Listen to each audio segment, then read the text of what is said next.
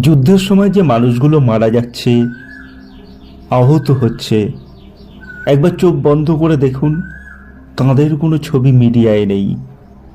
Iran সরকার, ইসরায়েলের সরকার চেপে দিয়েছে, ছবি বেরোতে দিচ্ছে না। কেন? বিশ্বের মানুষের হৃদয় তোলপাড় হয়ে যাবে। যুদ্ধটাকে একটা খেলায় পরিণত করে দিয়েছে। আমরা প্রতিদিন দেখছি কার কত বুদ্ধি। ইরানের মিসাইল কিভাবে আমেরিকা ইসরায়েলের রেডারকে ফাঁকি দিয়ে ইসরায়েলের এবং গালফ কান্ট্রিতে অ্যাটাক করছে। আবার ইসরায়েলের মিডিয়া, আমেরিকার মিডিয়া তাদের যুদ্ধ কৌশল কতটা উন্নত দেখাচ্ছে, তাদের অস্ত্র ভাণ্ডার কতটা মজবুত দেখাচ্ছে। মানুষ মরছে, কারো হাত কাটা যাচ্ছে, কারো পা কাটা যাচ্ছে, বাচ্চারা মারা যাচ্ছে। এদের ছবি আমাদের কাছে নেই। আমরা মাঝে মধ্যে একটা সংখ্যা জানতে পারছি, এর থেকে বেশি কিছু নয়। মৃত্যুর ছবি, পুড়ে যাওয়া মানুষের ছবি বিশ্ববাসী দেখলেই যুদ্ধের বিপক্ষে গোটা বিশ্ববাসী চলে যাবে। যুদ্ধবাজরা সেটা তো হতে দেবে না। আমরা ড্রোনের ছবি, মিসাইলের ছবি, কাপ্টারের ছবি, নেভির ছবি, ইন্টারসেপ্টরের ছবি এসব দেখতে পাচ্ছি।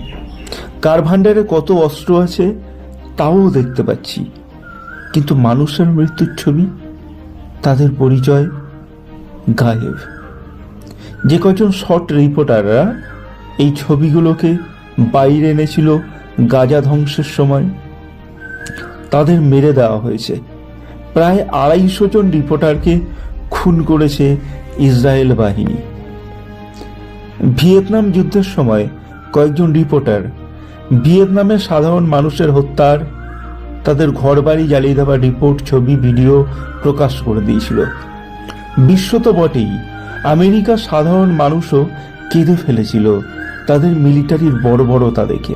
দেখুন, একটা বাচ্চা সুটকেস নিয়ে একা একা হেঁটে যাচ্ছে।